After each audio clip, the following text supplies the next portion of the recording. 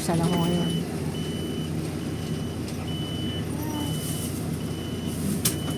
Ang tingkad ng araw, mainit pa. Pag alas 4 na, mainit pa rin.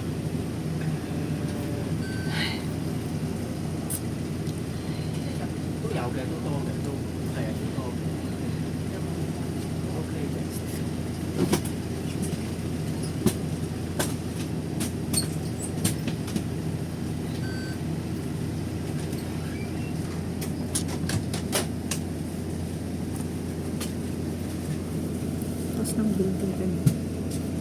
Ito yung lumang building guys. So, kasasakay ko lang ng bus. Bus papunta sa Colondong. Papunta ako sa Colondong MTR station.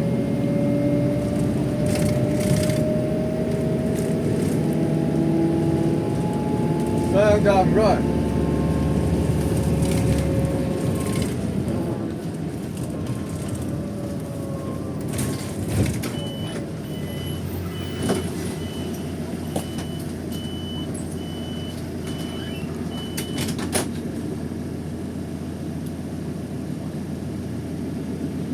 Yan yung Radio Television Hong Kong. Station ng radio. Radio Television Hong Kong.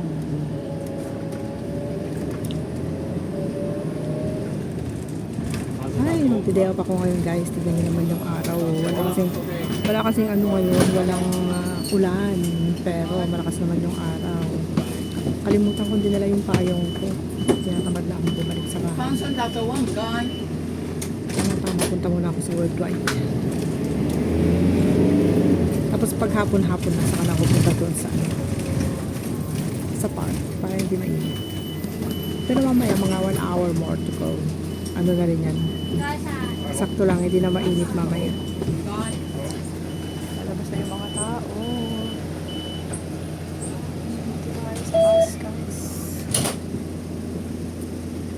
Ginagawa nila yung building mo. Daming scaffolding.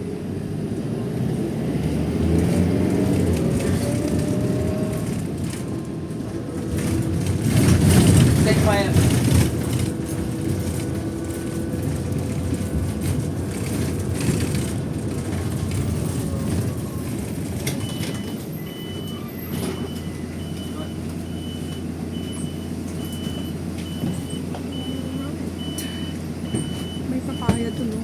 Bunga ng papaya. Dami ng bunga. Pwede na rin yung pang tinola.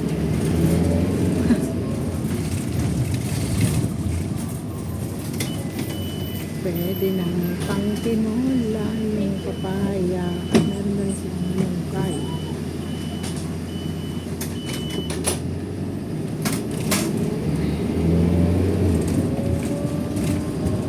Malunggay, masarap. Pang tinola. Okay yun, kaya.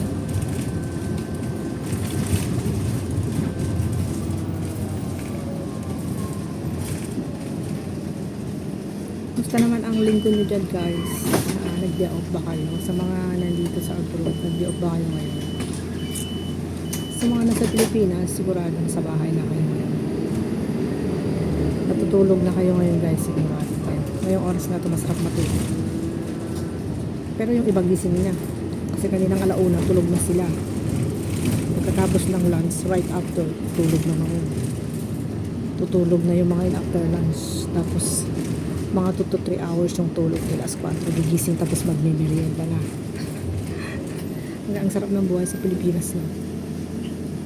Pagkatapos kumain ng lunch, matutulog. Paggising, magmimerienda. Mamaya ulit, dinner na. Ay, sarap ng buhay sa Pilipinas. Pagkatapos kumain, alagaan ng kinain. Punong-puno sila ng tulog. Dito kaya namin dito sa abroad. Diyos ko, kulang na kulang sa tulog.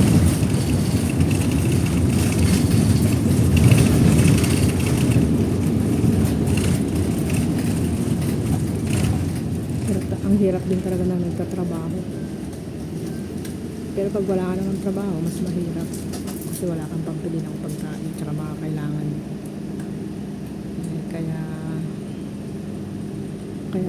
Kaya pagtiisan natin ang trabaho natin kung meron tayong trabaho.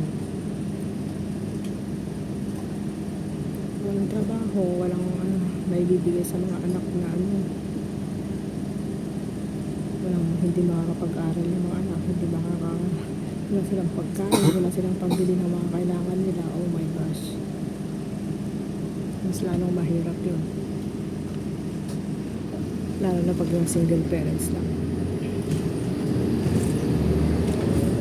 walang bumubuhay.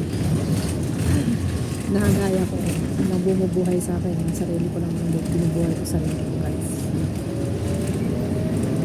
Hindi kagaya ng mga lucky mother na sila yung binubuhay ng kanilang mga asawa, nasa bahay lang sila. Pero syempre sa bahay mahirap din trabaho,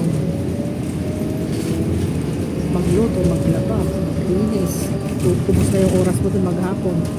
Ang ginagawa mo lang dun magluto umaga, tanghali, gabi. Kasama na dun yung maghugas ng pinggan, mag-prepare, mamalengke, maglaba. Nakapagod din kaya wala pa silang sahod. Pero at least masahod naman yung mga asawa nila, diba? Okay lang yun.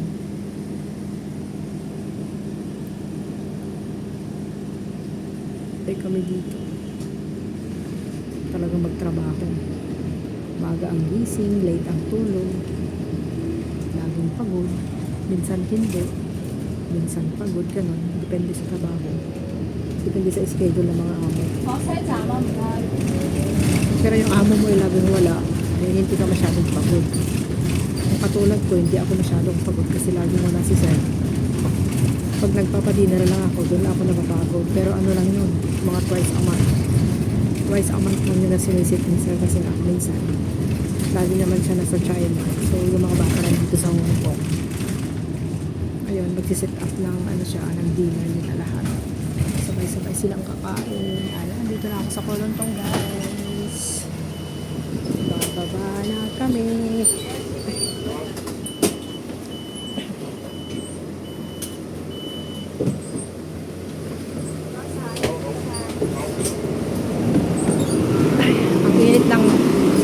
Grabe, ang init ng simoy ng hangin, parang 36 degrees yata ngayon.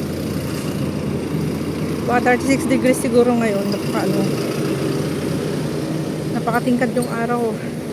Yung araw napakatingkad, guys. Very hot. Ay, kailangan natin tayo ay mag-cross the road at napaka-init. Grabe yung init. So mag-Admiralty ako ngayon. So dito ako ngayon sa Kolontong. Ayan, guys, yun yung Eno Center. Yun pala yung Eno Center, yung malaki yung Eno Center. Makita no?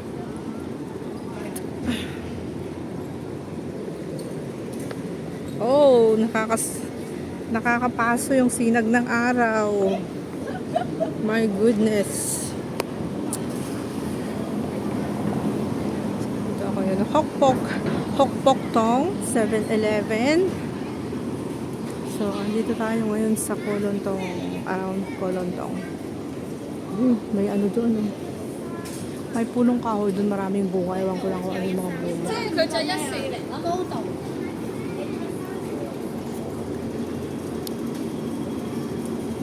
So, pasyal-pasyal muna tayo dito sa Kolontong, guys. Dito sa labas ng MTR. So, ito yung Kolontong station again. Nandito ulit ako. Siyempre, taga dito ako guys. So, ito lang talaga yung makikita nyo. Paglabas ko ng bahay, bus station, sakay ako ng minibus. Tapos, siyempre, bababa ako dito sa Kolontong MTR station. And then, pupunta ako ngayon sa Admiralty line. Okay? Hindi ako pupunta dyan sa loob. Dito ako ngayon, guys, sa likod. Mag-enter drinks. So, gusto kong pumunta ng Admiralty. Diretso ako ng Central. Medyo mahaba-haba ngayon ang ating biyahe. Okay? So, dito tayo muna. Top up muna natin ang not in use. So, dini tayo. So, yan. 59.40 pa yung laman ng aking octopus, guys. So, ayan na yung ating MTR. Yeah, perfect. Perfect. Wala yatang tao. Wala yatang maraming tao. Good. So, Admiralty Line tayo ngayon. Going to Admiralty. Wow. Very sunny. It's sunny day. Ayan, lalabas na yung mga tao. Palabasin natin, daming lalabas dito rin. Wala nang karga yung MTR. Madaming tao ngayon ah. Alright, let's go. Ano tayong upuan? Hanap tayo. Huwag na nga tayong umupo. Punta na ako dun sa banda dun mamaya. Itapusin muna natin ang ating video. 11 minutes na tayo ngayon. So, andito tayo na kayo sa Kolontong Station. Papunta tayo sa Kolontong. Tapos, susunod yan, ewan ko na, nakalimutan ko na. Kolontong. Ano yata? Mongkok East ba yun? Ayun, tama, Mongkok East. Mongkok East, tapos Hangham Station.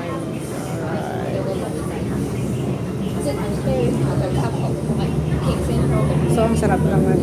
Ang sarap dito sa loob ng MTR kasi napakalamig ng aircon nila. Napakaluwang ng MTR dito. Hindi masyadong crowded ngayon. Mongkok East, tapos Hangham Exhibition Center, tsaka Admiralty. Tapos sa Admiralty mag-interchange ako, punta ako ng Central. Ayun. Kasi mainit pa sa park. Napakainit pa. So, punta muna ako ng Admiralty. Actually, pwede akong bumaba ng Admiralty. Punta ako ng Tamar. Ang problema is super hot. So, mamaya ako punta doon alas 6. Punta muna ako sa Worldwide kasi may bibilhin ako. Pero mabigat yung bibilhin ko. Pero mamaya, close na kasi sila doon. So, last na yung pupunta ko sa park. Diba? Last na yung pupunta ko sa park. 及留意車廂與台地面嘅高低，請小心空隙，並留意車廂與月台地面嘅高低。Please mind the gap and be aware of the difference in levels between the train and the platform.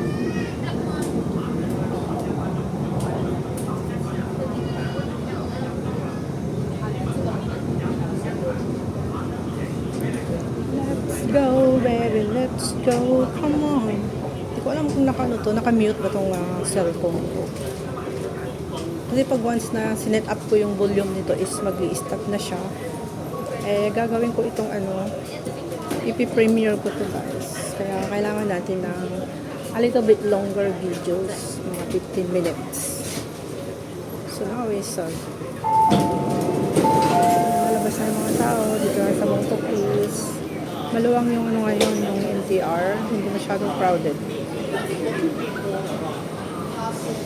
Hello. Wow, very hot. Very hot sa labas. So, yan. Pasok dito yung yung singaw ng labas. Nakabukas yung pintuan, sobrang iho. So, okay lang talaga na mamaya bago punta ng car. Okay, so let's go. Dito na tayo sa Mongkok East Station. Susunod ay Hangham Station.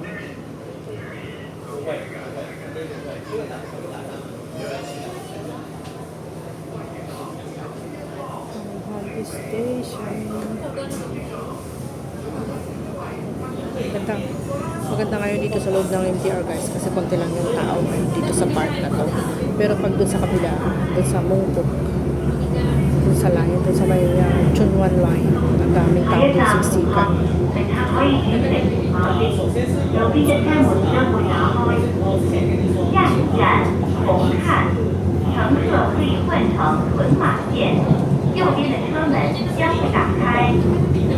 Next station, Hong Interchange station on the Chunma line. Doors will open on the right. So, So, dito yung Hongham Station.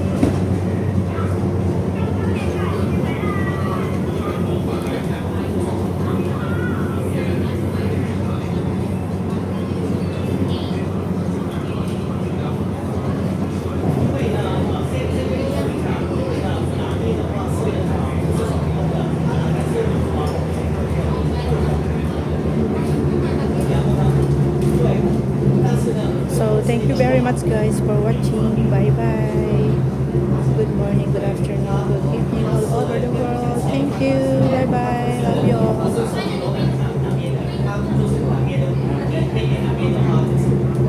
Bye. Bye, bye, bye, bye, bye, bye, bye. God bless. God bless everyone. Ingat po kayong lahat dyan. Sa lahat po ng mag-day off ngayon. Ingat po. Napakainit sa labas. Kaya kailangan tumambay lang kayo dun sa indoor lang tayo guys. Mamayang hapon tayo punta sa bar. Bye! Thank you for watching.